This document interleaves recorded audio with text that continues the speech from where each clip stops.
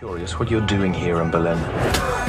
But okay, he had that shit coming. Yeah. You see how slow she took that shoe off? Yeah. You don't see this. She's trying to give that shit away. Beat his ass like my mama beat me with a shoe like that one time. Well, no, shut the fuck up.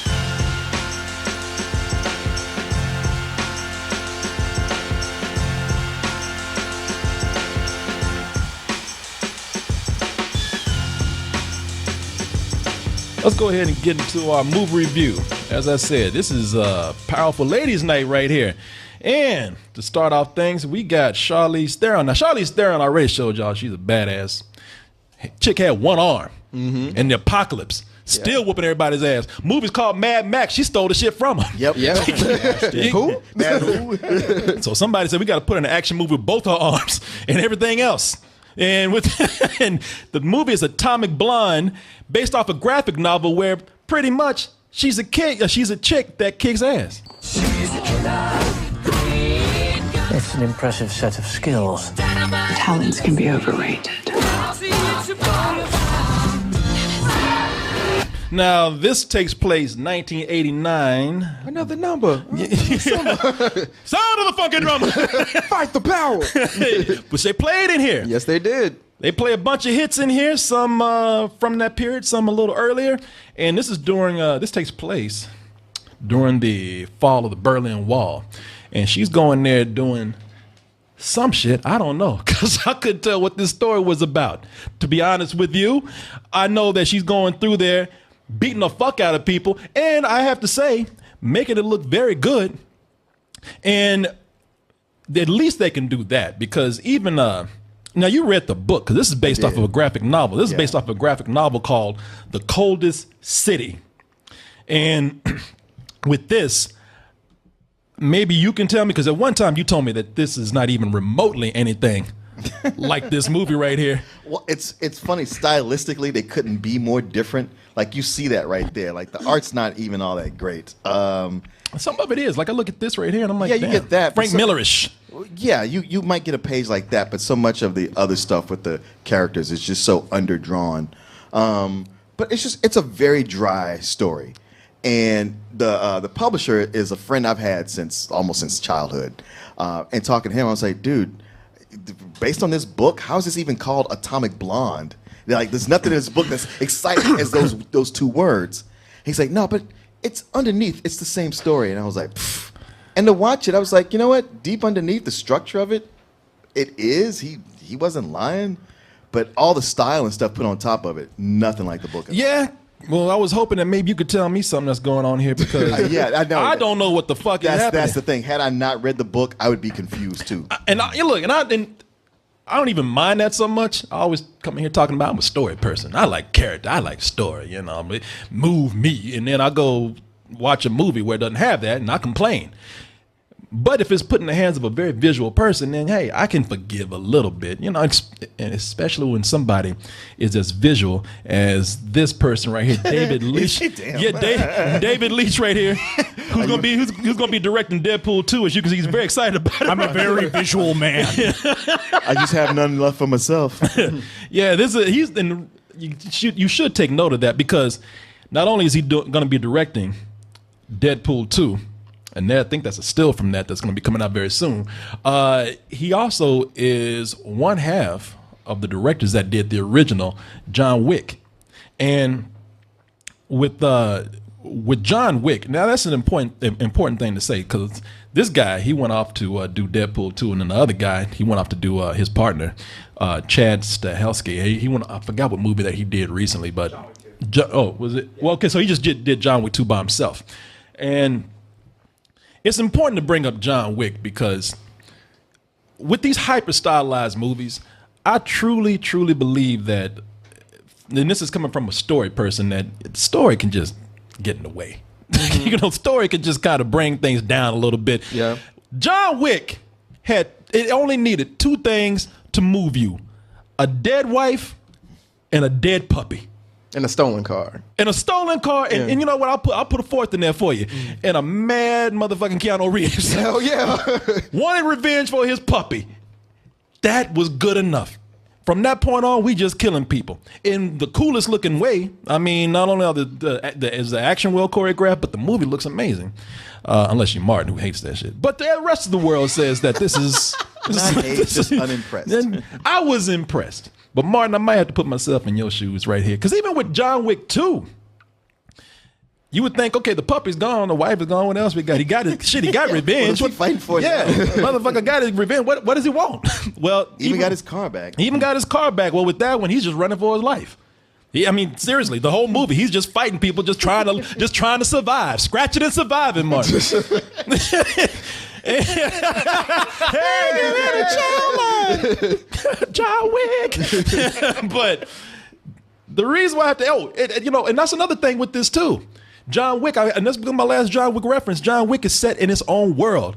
That shit might as well be, because Martin and I had a whole talk about how crazy this movie is, this mob assassin world that they live in. First when I said, Martin, you just don't get it, man. But even in the second one, even I had to say, damn, when you start having homeless bums on the street be assassins, I was like, yeah, this is another dimension right here. Yeah. Economically, there's not enough regular people to pay the salaries of all the assassins that exist in that world. No, it's an alternate universe where everybody has a gun and kills people. Yeah. The Pigeon Man. Yeah. Shit, even that fucking pigeon got a gun. Pigeon is a gun. His cock is. Yeah. That pigeon looking at Lawrence Fishburne. Sorry, I was paid to kill you. But you accept this because it's very simple. The rules are very straightforward, and as ludicrous as it is, it moves very fast because you're not getting bogged down by details and stories. Now with this, I don't know what the fuck they were trying to do, because they really are. They are trying to tell you, like, not just a story, but they're trying to give you a deep history lesson. Espionage during, spy film that takes place during a certain period in the 80s, late 80s, last part of the 80s. And it just doesn't, I mean, when you look at this, it just seems kind of silly because it's a dumb action film that's trying to use Like, no one's hearing you right now while this is going on. Yeah, it's trying to use a smart novel. It's trying to tell a dumb action. It's trying to use a smart format, not a crime, not a spy caper, but a spy thriller. Trying to use a spy thriller just as an excuse to make killing people look cool. It's as if Quentin Tarantino directed Tinker Tailor Soldier Spy, but without all the cool dialogue in it. You got all the blood and everything, but as far as everything else, don't know what the fuck is happening. This movie has style in nothing else that those movies have. Style at the wazoo. Style out. There's some style left over in the lobby of the theater.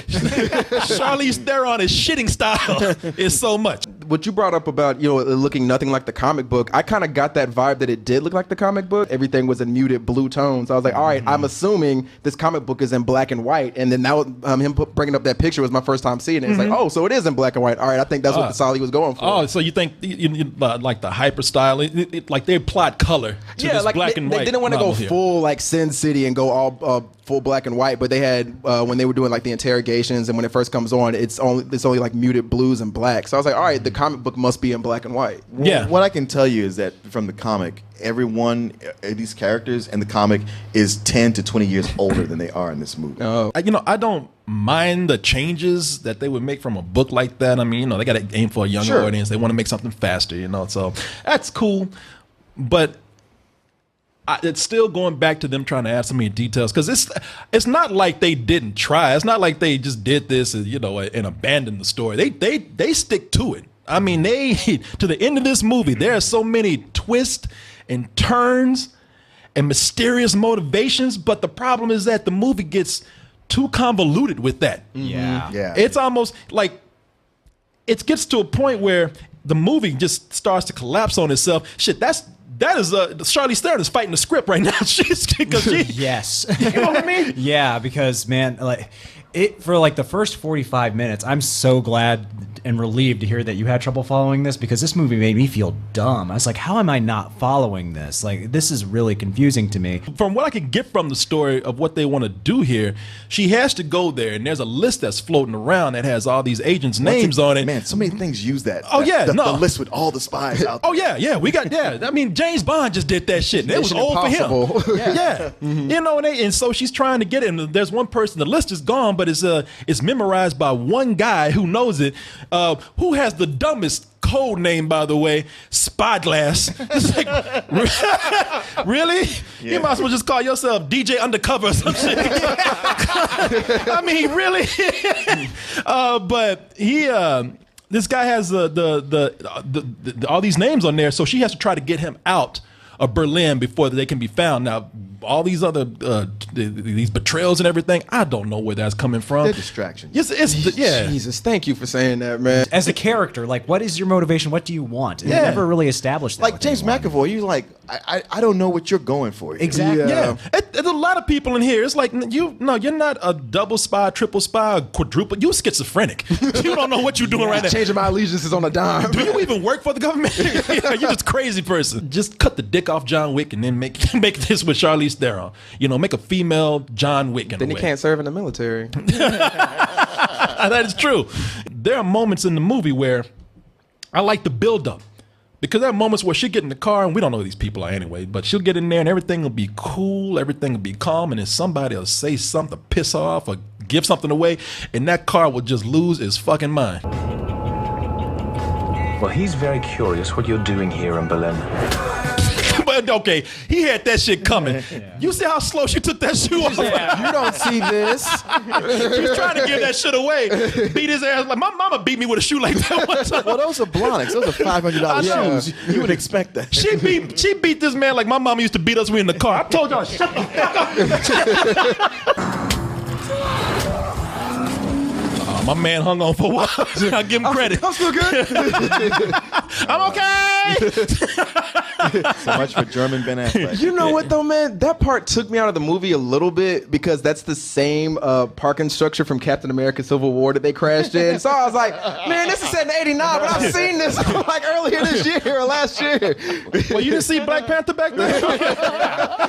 Captain America on the bike. I'm like, yo, He's running alongside the car. He scooped my man up right there. yeah, man. I was like, all right, this is cool, but I know that structure. Don't do this to me. But it would be a lot better if she was a character. She is such a non-character in this movie. Yeah. It's like she took heroin and started killing people because she goes through the whole. Now it's for her trying to be cool, but it makes her just look flat and dead. Not only that, but I mean, I don't know if you guys caught this, but man, her British accent is just not convincing even a little bit. What? Do you mean guff now? I wouldn't know. It was barely there, and then would just disappear at times.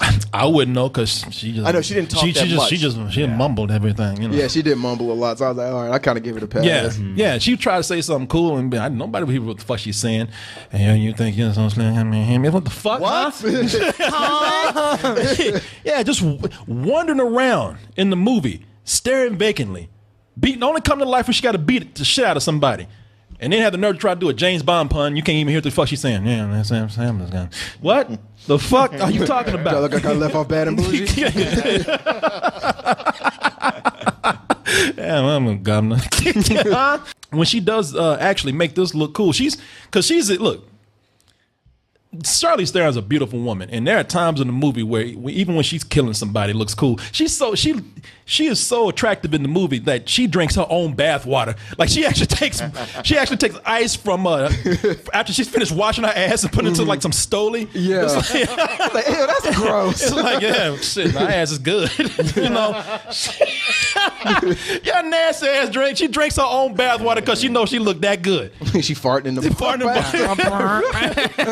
A little bit of the bubbly, but Champagne. I'm sorry, that was too clear. But there are parts in the movie where she goes in and the scene is not only so well choreographed, but she just makes it hot, man. The chick is in there beating down people in lingerie and garter belts, and it's the violence is almost like a fetish in this, in a way. Yeah, her accent may go in and out, and she may mumble a lot of her lines, but she sells the shit out of these action scenes. Oh, she does. Yeah, she beats the fuck out of people. Well, she definitely does that. Although that particular action scene bothered me. Why? It's gonna be hard. I'm only asking because I'm looking at this and I'm like, I paid good money to have my ass whooped like that. You know, I mean, it's such a fetishized sexual aspect to it, and when it happens, she makes it look amazing. They actually made this look amazing. If you really, really, really, really want to go see this movie on the big screen, but when the movie starts, like let's say it starts at 7:00. Before you do that, get on YouTube, watch all the clips that you've just seen that we just showed you. Get to the movie about 8:30. Yeah. And then you will get the real film. There's a part in this movie that takes place on a staircase, and it's like a mini movie. Yeah. This I'm gonna show you some of it. I like the way her ass gets right back up. I like how the music changed. She was like, fuck. Shit, that's the musicians leaving. Shit. Wrap it up. Wrap it up. Oh, that bitch got back up. Get out of here. You know, the reason why this is so cool, because it goes on for a long time. It's the centerpiece of the film. Yeah. It's almost like this movie was made around that scene. Right. Yeah. It's the real movie. And it's insane. And there's a few reasons why. First of all, it is extremely, extremely brutal. I mean, you see people, they're getting crunched on the staircases, they're going down. These guys are the most dedicated motherfuckers I've ever seen to a job. They are dead and they still get back up. Yeah.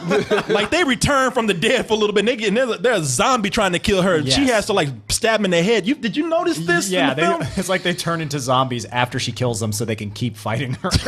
Yeah, and this one dude she stabs in the head, he just keeps coming. He Like, keeps all on right. going, man. Yeah. Like the brain, if you take his brain out, he's still going. He's a super zombie. Well, what makes this fighting scene unique, and I'd say special and even great, is like it's the first fight scene we've seen maybe in forever where people actually get tired while they fight. Yeah. I mean, you never see that. And there's times when you see her down or them down and they're tired and they want to give up, but it's like, oh, wait, there's somebody here who wants to kill me. I can't afford to just lay down. Let me get back up. And I was like, finally, I'm showing fatigue. Yeah, there's a point where it's like they almost both look like they're like, man, fuck this. But then they're just like, no, let's do it. Like, these guys must be getting a hell of a paycheck because they are earning that money, man.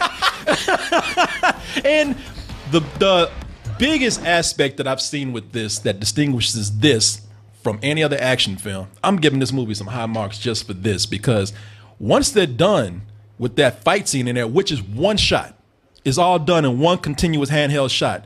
Once they're done with that, let me see if I can find the scene here, because once they're done with that shit spills over, uncut, it goes into a car chase. Yeah. Out in the middle of a street.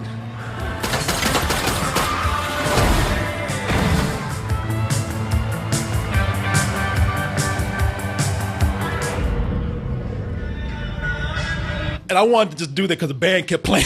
You know? Yeah, okay, I'm glad we actually were able to show this scene because there's something about this that really bothered the fuck out of me in the movie. What's that? With that car crash, like the car behind them flips, and then you see the car in front of them come in, and then they show them turning back around, and the car that flipped is gone. Yeah. So I was like, what the hell happened to that car? They knocked the shit out of it so hard it vaporized. Wait. I was like, all right, traffic's back into normal. I don't know. They hit a home run with that motherfucker, man. Video game. That shit is a respawn. That shit irked the hell out of me in the movie. I looked at the guys, I was like, what the hell was that? He was like, what? They I didn't even notice it. Yeah, I man. didn't either. They knocked it over the fence. What I you want to say? Maybe it was like Mario Kart. That should just disappear in the puff of smoke.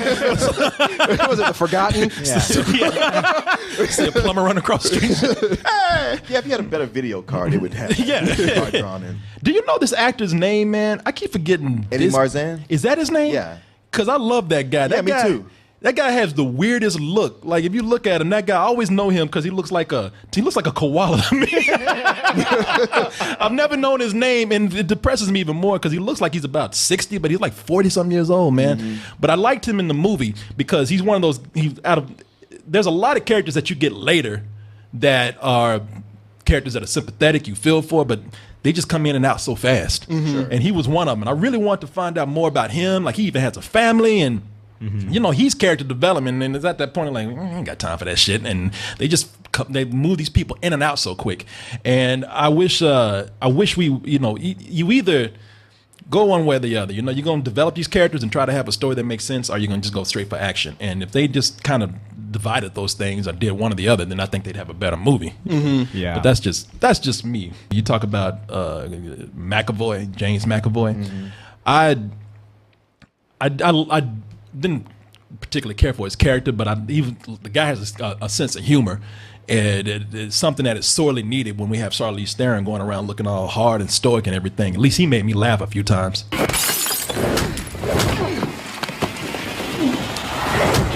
You've got some balls breaking in here. You should see my balls, then you'd be really impressed. Shut the fuck up. It's like he was asking to get hit. Yeah. He might be into that. You know, I would like to see a movie about him. You know, because we did a lot of stuff that I still don't understand. Like, he's an undercover agent that also has a table at the flea market. Yeah, like he runs the underground like black market, so he can get you like jeans and vodka if you need, or whiskey if you need that. So like, yeah, his story was probably could have been elaborated more on, because he brought the most charisma of anybody in this movie. I feel like that. No, I do too. And you get some parts of the movie where this whole 80s thing that's going on right now, it's you know, it's kind of getting old before it gets started. You know, it's a bit much. We've done this before, and I don't mean in the 80s. We've had the 80s, and then we've had throwbacks to the 80s, and now here's yet another throwback to the throwbacks of the 80s. Yeah, it's like, enough already. And in this one, they really find any excuse to play new wave 80s music. I mean, like if the room is bugged, somebody turns on the radio and there's Huey Lewis or some shit. You know? Hey, somebody play Falco. Yeah, you know, he was German in the 80s. Yeah, they always have to meet in a club or even at a coffee shop. You know, they're playing some new wave hit at the time. Any chance they're gonna play Nina 99 Luftballons? Which they do. Yeah, over and over again. And they a lot of times it's obvious, and I think like, all right, you know what, you got the soundtrack that you really like, you pull in another Suicide Squad on, but not as bad, more like an Edgar Wright thing with Baby Driver. Yeah, with this they actually did something that Baby Driver did really well on, which was incorporating the music into the movie. So like you saw when she got hit, the tone of the music changed. There's parts where there's things going on and it relates exactly to what the song is. So if she's being interrogated, something under pressure might pop up. So things like that are they're done well, but I feel they're done too much. I thought the movie was going to be overselling sex. You know, you saw the scene where Charlize Theron meets the mummy. Yeah, the mummy. Yeah, the mummy. Yeah. He's into Back I'm from London. He's into some kinky shit. What's that actress's name? Sofia Boutella. Yeah. Who, you know, she's just the chick with an accent. I can't tell if she can act or not. But Charlize Theron, when they have their thing going on, the music, when it comes in, the music sells certain action scenes, but it really works when it's selling the style of the movie and the sexual side of the film too. When those two meet up, I mean, you know, it's hot anyway. So for the music that they set up, I have to admit that they chose some of the right songs for it. I've been dying to ask you a question. What's the question? Yes, I saw The Mummy. It was terrible. What else? She really is. What was that question you gonna ask me? Come on. Yeah. Can't take this shit no more. Looking at that, I thought, okay, you know what? You know how to change the music at a certain time. You just don't fade it in and fade it out. Right. You know, you actually change it when they go to another room. It fits the atmosphere, and I liked it. I will say this. I mean, I love that song that they played right there, The Politics of Dancing. Yeah. If a movie takes a song and does well with it, don't look up the video for the original, because that's what I did. I did that today, and I was like, this is the worst fucking video I've ever seen.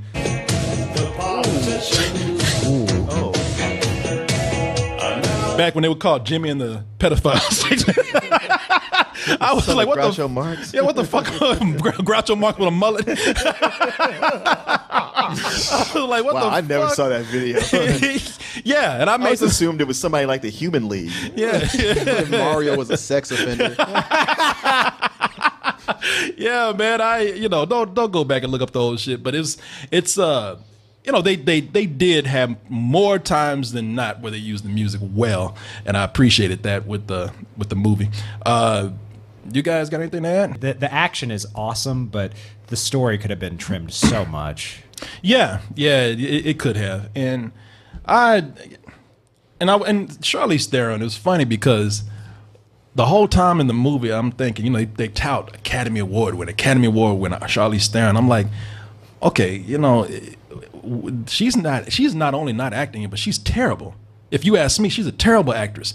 And it's the last 30 seconds of the movie that she actually decides to have a personality. Yeah. With some lame ass twist that went on. And I was like, get the fuck out of here with this. Let's see a movie about that person. I thought this movie ended like 4 times. Because it did. You're like, oh, that's the end. No, there's more. Some people walked out. There was a dude that was walking out, and when we saw the epilogue, I actually heard that guy, fuck, turn back around. And had to watch. It was you're right. It did. It did end like it felt like it ended a couple of times at least. Yeah, that, and we bring up the plot, the point of the story feeling a little muddled and everything. But it was also really predictable. What really made that scene on the staircase cool too, besides all the production and the effects and the aesthetics of everything, is that that's the part of the movie where she got her ass beat. Yeah. And, there's.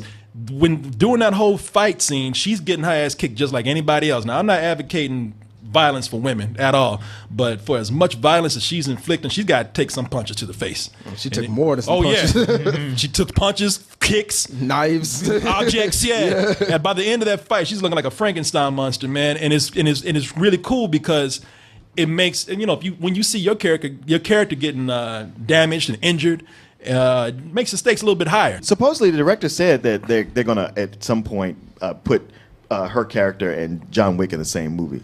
They're gonna have them in the same universe. Who they gonna get? Helen Mirren to play her when they get to that point? Yeah. Because that I believe John Wick is present day, right? Current day, yeah. Which, hey, you know what? I mean, because they what if they did a prequel to John Wick and she was John Wick is 8, but he's not 20 in the current movie. Like this, John. John, what happened to you? Black Dynamite and Atomic. I've got a picture of her adopted boy. Shit, man, I missed the boat. I wish I was a fucking African little boy. Somebody adopt me. She's one of them. She's one of them. Send you back. Yeah, they would. I like the way he's happy too. Like, I got a good one. My mama fine as fuck. He'd be like the bad kid from Lion. No, we gotta send this one back. Yeah, man. I wonder how it is to have Charlize Theron as your mother too, man, because that means all your friends want to fuck your mama, man. I'm looking at these scenes where, because these are these body doubles that they use for her? Yeah. In the movie, where not the fighting part, but like for the love making parts too. Oh, that I don't know. I assume that's her. Well, I know, and for a lot of the fighting parts, she did a lot of the choreography. Oh yeah. No. But there are times when you she's got the wig that covers her face, and it's like, okay, that's not her right there. But they got somebody close enough. I mean, they get body doubles for people all the time. Yeah, because I got to say, like I said, I thought they were gonna overplay this or oversell this, and even the sex scenes in this, which this is pretty much the only one. And I appreciate it because they didn't show that much. They showed no nipple. Just a little bit, and that was kind of like side nipple too. Yeah, I'm cool. That's like, all right, I appreciate it. It's an accent. I know. I always got that nipple peeking behind the corner. Hey, all right, bye. They try to make it as tasteful and have as much class as they can. I was kind of going between, should I give this a matinee or should I give this a rental? And I just thought about how I can't say I was. Yeah, I was. I was a little bit bored. A little bit bored in some parts. Yeah, you got a little bit of action here and there, but not enough to just keep me interested because your story is too crazy. So yeah, I'm gonna have to lean on that high rental. I think it's fun. I think it's good, and some people go see it. That's fine with them, but not me. I'm not one. Yeah, for the most part, it's an entertaining movie, but there is a lot of time in here where you're just like, all right, please, something happen. I think for the style points, for the way the action scenes were shot, I'm giving it a matinee. I appreciated it. All right. It's a bit of a struggle to get through, honestly. I was dozing off for a lot of it. Yeah, I did too. From that stairwell scene onwards, it really, really won me back. The action here is fucking great, and I do think it's good enough to warrant seeing on a big screen. I give it a matinee with the caveat, go into it late. This should be the one movie the Alamo Drafthouse lets you in late, because you go in for about 45 minutes in, and you'll have a fun time watching that. Well, good luck with that. Yeah. Just don't get the gatekeeper I had, because that guy's serious about his job. No. Martin. I felt like you guys. It was it was kind of dozy up until that stairwell fight, which is amazing. I was like, okay, this is one of the best one of these kind of fights that's been done. Only because of that fight scene, I give it a rental. Guess us old guys just don't understand this shit. We've seen it all before. Yeah, and it could be that maybe I just wanted another. I'll be fair. Maybe I just wanted another John Wick. You know. Mm-hmm. Well, that's the thing. I mean, there's some things I think it does way better than John Wick, but at the same time, with John Wick, as much as I might talk about it, you know, it in its simplicity, Yes. I knew what he was about, and I could follow that, and I rooted for him. Yeah. And this found a way to go all over the place and not do that one simple thing you had to do. And the next, if they make it a sequel to Atomic Blonde, so I was about to say Bomb. If they make a sequel to Atomic, which this might be, if they make this a sequel to Atomic Blonde, just simplify. Just have her go chase somebody who killed her cat. You know, that's all you need. There is another graphic novel. Good. A sequel. Well, you know what? What they did in that, don't do for this movie right here. Kill Mr. Puppy Pants. Mr. Boots. Yeah, simplify. That's all we asking for.